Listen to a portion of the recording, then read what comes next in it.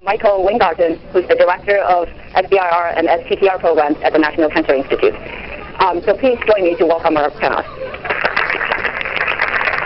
So I'm Bill Solomon, and just by way of background, I've been here at Harvard Business School for now 39 years, so it was relatively easy for me to find this corner. I've been on the faculty for 31 years, and for the past 27 years, I've taught the same course called Entrepreneurial Finance. And the basic idea in that course is to talk about how do entrepreneurs find opportunities, how do they gather the resources that they need, both human capital, financial capital, partnerships, and the like. How do they act and gain information? I'll describe the process of structured experimentation. And then ultimately, how do they harvest? How do they convert their human capital and financial capital back into something and hopefully begin the process again? For the past 7 years, I think, Brock, I have been both adopted by and have adopted the Harvard Stem Cell Institute. The basic idea was I came to a presentation by Doug Melton and David Skadden here at the school, and they described what they were trying to accomplish. It really was a new organizational model that was intended to focus on outcomes, not process. So when you focus on outcomes, finding cures, delivering better therapies to patients, and you reverse engineer what do you need to do in order to accomplish that, you come up with a different way of doing business. One in which you don't necessarily pay attention to publishing only scholarly articles. You don't pay attention to promotion processes, which is not to say you should not pay attention to promotion processes, but rather that's not the primary goal of the Institute. And you certainly try to have novel combinations of people and ideas at different stages of their career, the purpose of which is to get and promote real innovation. Now, the challenging environment in which that takes place is that most of the work in research work in hospitals and in academic labs is financed through quite traditional ways, typically grants, most often from the National Institutes of Health. And that would be terrific if they were really seeking out the best people and the best ideas, and they didn't necessarily pay attention to how old you were or what institution you worked for. And it's been my experience, probably, I hope it hasn't been your experience, that it's not always operating in a way that comes up with funding the best and most interesting and impactful ideas. Often it's a way to fund incremental science. It's a way to support institutions because of the indirect cost reimbursement, but it's not necessarily the way to really change the paradigm and change the thinking. And so at the Stem Cell Institute, the basic idea was, could you supplement or find an alternative mechanism for funding that would be allocated in the way I describe it as intellectual venture capital. So what you would do is have people submit proposals that didn't have to be 25 pages, single-spaced, and what's the font you need to use, and there's some font. And typically those proposals are for things to which you already know the answer, because if you don't know the answer, then they'll consider it too risky and will reject it. But this was intended to be very different.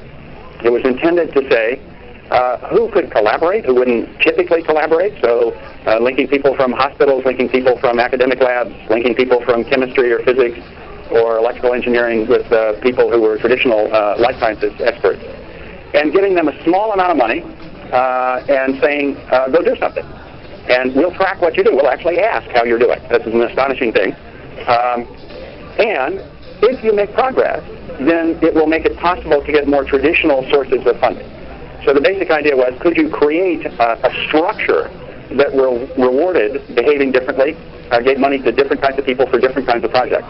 And that was really the effort to go out and raise philanthropic dollars, and to then have a group of people who were eager to advance not just the science, but cures and better therapies, to have them allocate the capital in a pure meritocracy that was intended specifically not to be risk-averse. That is, back projects not simply because they're risky, but because they have very high potential payoffs, even though they're risky. So if I look at the world in which I normally operate, which is the world of venture capital, there are a couple of things you should know, because I think it informs how people think about funding ventures and what the actual demographics are of venture capital. So over the past 15 years, it turns out that the failure rate of professional venture capitalists is almost 60%. And what I mean by that is they put money in lots of different companies. They believe all of them will be fantastic. It's sort of like your children. But after it's all said and done, 60% have done what Chuck Yeager used to call augured in. And all you have is a worthless stock certificate. Typically, you occasionally have coffee mugs and or T-shirts, but 60% have failed. Now, that would be a pretty bad business if you had a 60% failure rate if there wasn't another side of the distribution.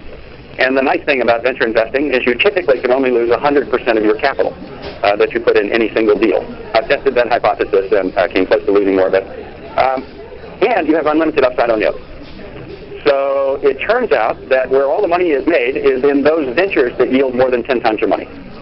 And the best venture capital firms have a disproportionate number of the greater than 10x investments. They still have the same 60% failure rate, but they have lots of big winners. And in some cases, like a Facebook, 1,000 or 2,000 to 1 winners.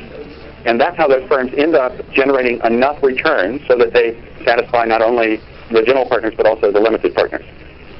Well, it's important to think about the following. I would love to have a world in which I only got the winners. You know, Will Rogers said you should buy stocks when they're low and sell them when they go up. If they don't go up, don't buy them. So it would be great if we knew beforehand which were going to turn out to be winners. But we don't. And it turns out you don't get the greater than 10x outcomes unless you get the 60% losers. And that process must be fundamental, really, to science investing. By which I mean, if you can't figure out a way to invest in projects that have very high potential payoffs, even if they have ultimately high mortality rates, then you are simply going to protect the status quo and not really make progress.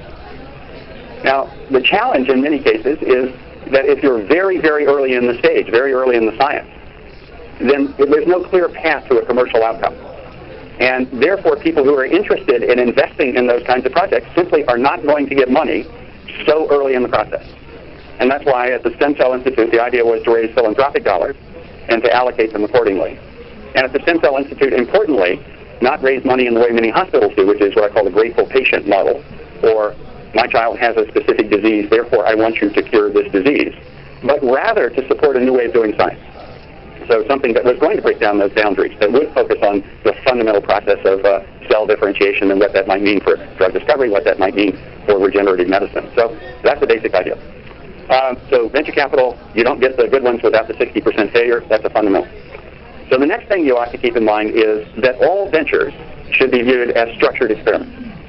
So let's say that instead of talking about life science, I go out here and I find a consumer-facing web company.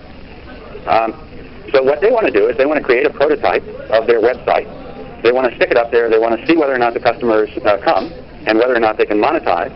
And conditional on that outcome, they go raise more money to scale up and hire more people and maybe build a more robust architecture behind it.